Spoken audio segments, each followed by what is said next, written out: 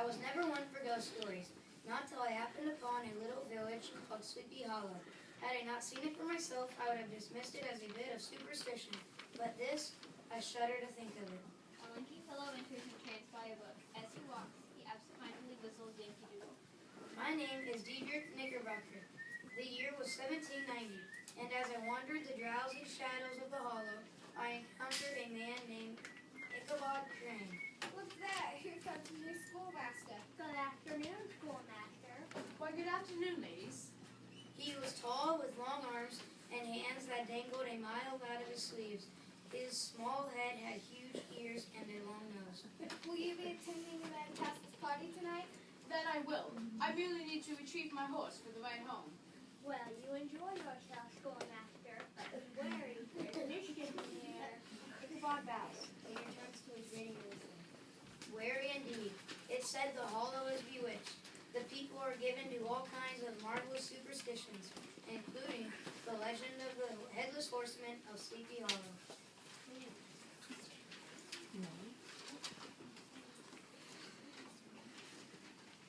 Scene 2, the Van Tassels. Ichabod rode a broken-down plow horse. He was all skin and bones, and his tail was knotted with burrs. Still, he must have had some spark in his day, for he went by the name Gunpowder. Ichabod dismounted in front of the huge estate. It was toward evening that Ichabod arrived at the Van Tassels. Katrina Van Tassel was as rosy-cheeked as one of her father's peaches. From the moment Ichabod laid eyes upon her, his only thought was how to gain her affections. Good evening, Master Crane. Welcome to our home. Why, thank you, Miss Katrina. But Ichabod wasn't the only one interested in Katrina. Another was a burly, roaring hero of the countryside named Brom Bones. Whenever a prank or brawl happened, the simple folk of Sleepy Hollow always shook their heads and guessed Brom Bones was at the bottom of it. Brom Bones entered, strutting and pumping his chest. Here I am, Katrina. What say we go take a ride on Daredevil? Don't be silly. Put Daredevil in the barn, come into the house, and don't act such like a brute.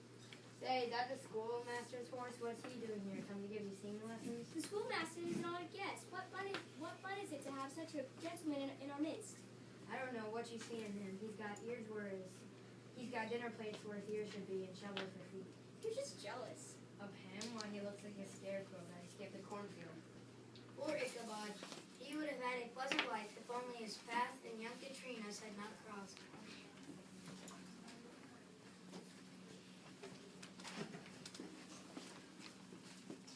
Scene 3, the party. The guests gather in the great hall. Welcome to the party, everyone. Let music and dancing begin! Dear Katrina, may I have this dance? Katrina glances slyly at Brom. Why, certainly, Master Crane. Ichabod prided himself on his dancing. Not a limb of his loosely hung body was still. But as he went clattering about the room with the beautiful Katrina, he was unaware that Brom Bones sat brooding in one corner. I don't like this one bit. The dance ends. Ichabod bows to Katrina and then makes his way toward a group of older guests. They are sitting by the fire telling marvelous tales of ghostly goblins.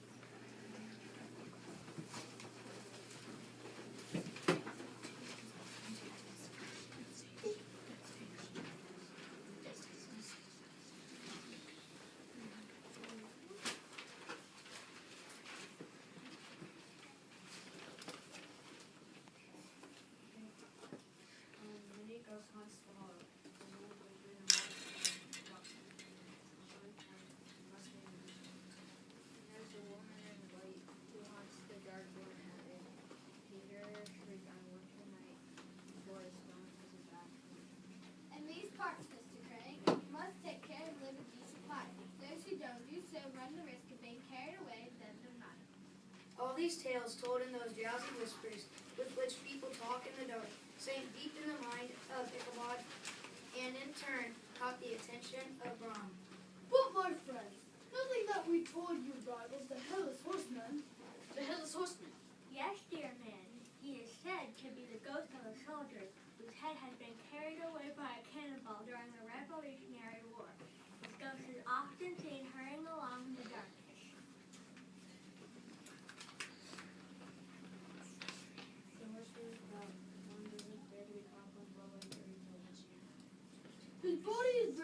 churchyard, and every night the ghost rides forth in search of his head.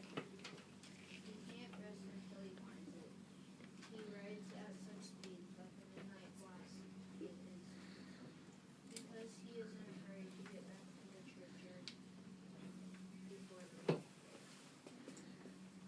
He's been seen several times of late patrolling the hills. I myself seen his horse tethering among the graves in the churchyard. I didn't believe in the horseman until one night last year. I met him in the road near the old tree. I suspect he was returning from his search, but I didn't know who he was. I called to him, "Show me your face, good man." He didn't answer, and when he turned, there was nothing there, just a stump of net. Before I could react, he grabbed me by the shoulder and forced me to get behind him. The room is silent. The old man takes a bite out of his apple and chews it sweet. What happened next? How we galloped, over bush and brake, over hill and swamp. Then we reached the bridge. That's when the horseman suddenly turned into a skeleton, threw me into the brook, and sprang me over the tree tops with a clap of thunder. Oh my. Oh my, indeed. I will never forget it. I'm not afraid of the horseman. I too have seen him. I was returning one night from a neighboring village when he overtook me. Rather than giving in to his terror, I offered him a bullet punch. That's right, a bullet punch. And I would have won it too, but just as he came to the old church bridge, the horseman vanished in a flash of fire. It was true. The old church bridge was surrounded by overhanging trees which cast a gloom even in the daytime. It was the place the headless horseman was most frequently encountered, but it was also the place he could not pass. If ever the horseman comes after you, head for the bridge. If you can. But reach that bridge, you are safe.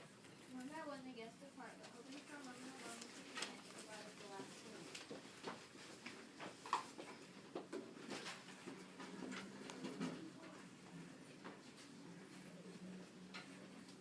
Scene 4, the ride home. It was midnight when Ichabod finally departed, and all those stories of ghosts and goblins now came crowding upon his thoughts. Ichabod trots along, flinching at every sound of shit. He remembered all too clearly the warnings of the townspeople. One just heard the cow part of the road during the witching hour. The wind's howl became the woman in white. To hear her shriek on a winter night before a storm is a bad omen. A bullfrog croaking became the ghost of the old Dutchman. Take care to live a decent life. Those who don't do so risk being carried away in the dead of night. Ichabod clutches tightly at Gunpowder's reins. To calm his nerves, he begins to whistle. His normally cheerful version of Yankee Doodle sounded like a funeral hymn. It was then that he saw it, in the shadows on the edge of the road, something huge and misshapen towering above him. Every night the ghost rides forth in search of his head. What's to be done, Gunpowder? Every hair upon the schoolmaster's head stood on end. Who are you? I say there. Who are you? The shadowy creature put itself in motion and stood at once in the middle of the road. Say, sir, what is it you want with me? When there came no reply, Ichabod rained a shower of kicks upon Gunpowder, but the stranger whirled his horse to give chase. Run, Gunpowder! As poor Ichabod glanced over his shoulder, he was horror-struck, for the man behind him was headless, and the head which should have rested on his shoulders was hanging from the pommel on the stack in the form of a fiery jack-o'-lantern. Fly, Gunpowder, fly! Away they dashed, stones flying and sparks slashing. Ichabod's flimsy garments fluttered in the air as he stretched his long, lanky body over his horse's head, and suddenly he remembered what Brom Bones had said. If you can reach that bridge, you are safe. Thundering forward, he heard the black steed close behind him. It is Gunpowder, the old church bridge. He cracked his whip wildly in the air, spurring his steed onward. Higher! Come on, Gunpowder! Gunpowder's hoofs pounded upon the planks of the bridge. Ichabod cast and looked behind, expecting the ghost to vanish in a clap of thunder, but instead he saw it rise up and hurl its head at him.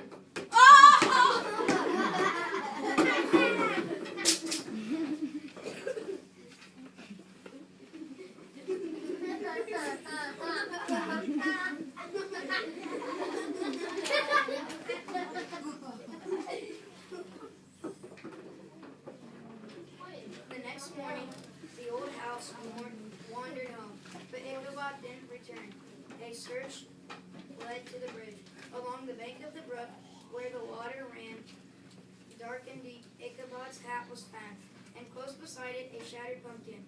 The brook was searched, but the body of the schoolmaster was nowhere to be found, leaving the good people who shake their heads and conclude that Ichabod Crane had been carried off by the headless horseman of Sleepy Hollow.